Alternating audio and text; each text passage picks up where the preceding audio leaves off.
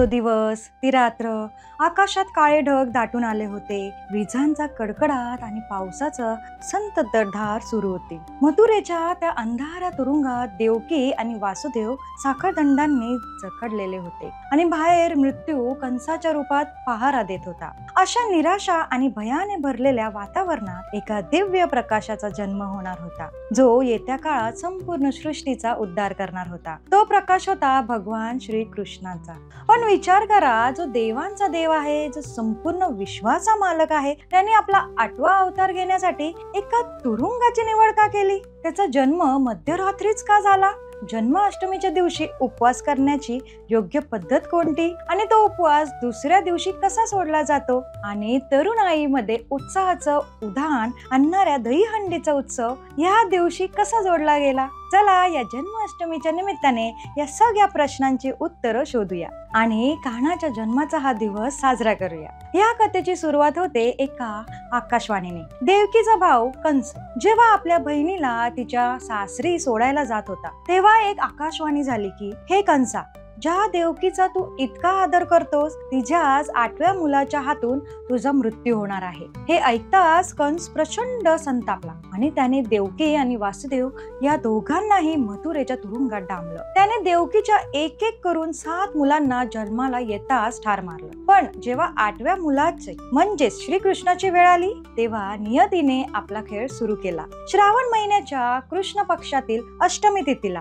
रोहिणी नक्षत्रावर मध्यरात्री देवकी एका तेजस्वी बालकाला जन्म दिला. त्या क्षणी तुरुंगातील सर्व पहारेकरी गाढ झोपेत होते. वासुदेव आणि देवकीच्या हातापायांच्या साखळ्या आपोआप तुटल्या आणि तुरुंगाचे दरवाजे उघडले गेले. हा संकेत होता की आता अंधाराचा नाश करण्यासाठी प्रकाशाचा जन्म झाला आहे. श्रीकृष्णाचा जन्म मध्यरात्रीच का झाला? यामागे एक मोठा प्रतिकात्मक अर्थ आहे. मध्यरात्र ही अंधाराची, अज्ञानाची आणि निराशेची परमोच्च वेळ मानली जाते. अशा काळात श्रीकृष्णाचा जन्म होणे हे सूचित करते की जेव्हा जगात पाप आणि निराशा शिगेला पोचते, तेव्हा देव ज्ञानाचा आणि आशेचा प्रकाश घेऊन स्वतः अवतार घेतो. जन्मानंतर आकाशवाणीने वासुदेवाला आदेश दिला की या मुलाला गोकुळात नंदराजा आणि यशोदा यांच्या घरी पोहोचव. वासुदेव लहान या कान्हाला एका टोपलीत घेऊन निघाले. बाहेर मुसळधार पाऊस होता आणि यमुना नदीला पूर आला होता. पण वासुदेव जसे नदीत उतरले तशी यमुना शांत झाली आणि त्यांच्या डोक्यावर शेष नागाने आपलं छत्र धरलं. वासुदेव सुखरूप गोकुळात पोहोचले. तिथे त्यांनी आपल्या मुलाला यशोदेच्या नुकत्याच जन्मलेल्या मुलीच्या जागी ठेवलं आणि त्या मुलीला घेऊन परत मथुरेच्या तुरुंगात आले. अशा प्रकारे जगाच्या पालन करता त्याच्या बाललीला करण्यासाठी गोकुळात पोहोचला. या वर्षी 2025 मध्ये श्रीकृष्ण जन्माष्टमी 16 ऑगस्ट शनिवारी साजरी केली जाणार आहे. या दिवशी फक्त पूर्ण दिवस उपवास करतात. काही जण निर्जळी उपवास करतात, तर काही जण फळे आणि दुधासारखे पदार्थ खाऊन उपवास करतात. हा उपवास रात्री ठीक 12 वाजता श्रीकृष्णाच्या जन्मानंतरच सोडला जातो. जन्माष्टमीची पूजा करण्याची एक विशेष पद्धत आहे. रात्री 12 वाजता एका पाळण्यामध्ये बाळकृष्णाची म्हणजे लाडू गोपाळ मूर्ती ठेवली जाते. या मूर्तीला आधी पंचामृताने म्हणजेच दूध, दही, तूप, मध, साखर याने अभिषेक केला जातो आणि नंतर शुद्ध पाण्याने स्नान घातले जाते. त्यानंतर मूर्तीला नवीन सुंदर वस्त्र परिधान करून दागिने घालून सजवले जाते.